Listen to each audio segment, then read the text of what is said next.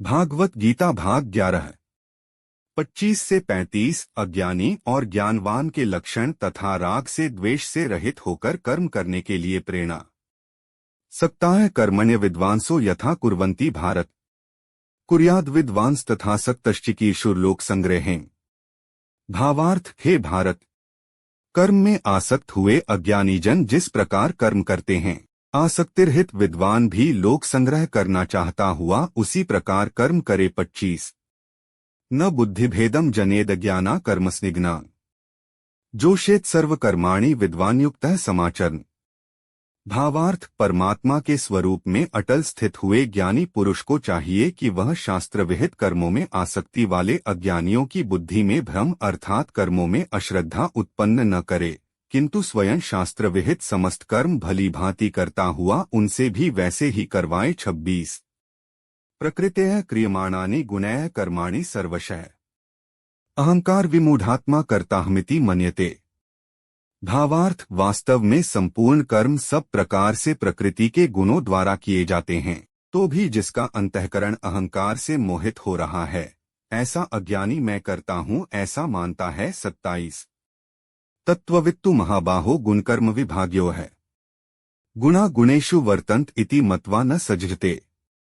भावार्थ, परंतु हे महाबाहो, गुण विभाग और कर्म विभाग त्रिगुणात्मक माया के कार्यरूप 5 महाभूत और मन, बुद्धि, अहंकार तथा 5 ज्ञानेंद्रिया, 5 कर्मेंद्रिया और शब्दादि 5 विषय, इन सबके समुदाय का नाम गुण विभाग है और इनकी परस्पर की चेष्टाओं का नाम कर्म विभाग है। के तत्व उपर्युक्त गुण विभाग और कर्म विभाग से आत्मा को पृथक अर्थात निर्लेप जानना ही इनका तत्व जानना है, को जानने वाला ज्ञान योगी संपूर्ण गुण ही गुणों में बरत रहे हैं ऐसा समझकर उनमें आसक्त नहीं होता। 28 प्रकृतेर्गुण सम्मूढ़ाः सज्जन्ते गुणकर्मसु तानकृत्स्नविदो मंदानकृत्स्नविन्न विचालेत। भावार्थ, प्रकृति के गुणों से अत्यंत मोहित हुए मनुष्य गुणों में और कर्मों में आसक्त रहते हैं। उन पूर्णतया न समझने वाले मंदबुद्धि अज्ञानियों को पूर्णतया जानने वाला ज्ञानी विचलित न करे। 29 मयि सर्वाणि कर्माणि सन्न्यस्याध्यात्मचेतसा निराशीर्निर्ममो भूत्वा युध्यस विगतज्वरः। भावार्थ, मुझ अंतर्यामी परमात्मा में लगे हुए चित्त द्वारा संपूर्ण कर्मों को मुझ में अर्पण करके आशारहित, ममतारहित और संतापरहित होकर युद्ध कर। 30 ये में मतमिदन नित्यम नुतिष्ठन्ति मानवा है श्रद्धावंतों सुयंतो मुच्यन्ते तेति कर्मभिः। भावार्थ, जो कोई मनुष्य दोषदृष्टि से रहित और श्रद्धायुक्त होकर मेरे इस मत का सदा अनुसरण करते हैं, वे भी संपूर्ण कर्मों से छूट जाते हैं। 31 ये त्वेतद्भ्यसूयन्तो नानुतिष्ठन्ति में मतम सर्वज्ञान विमूढ़ांस्तान विद्धि नष्टांचेतसः।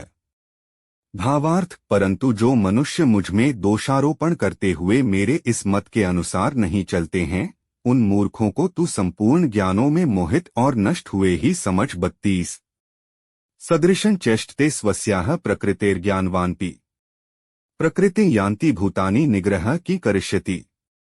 भावार्थ, सभी प्राणी प्रकृति को प्राप्त होते हैं अर्थात अपने स्वभाव के परवश हुए कर्म करते हैं। ज्ञानवान भी अपनी प्रकृति के अनुसार चेष्टा करता है, फिर इसमें किसी का हठ क्या करेगा। 33 इंद्रियस्येन्द्रियस्यार्थे रागद्वेषौ व्यवस्थितौ तयोर्न वशमागच्छेत्तौ ह्यस्य परिपन्थिनः।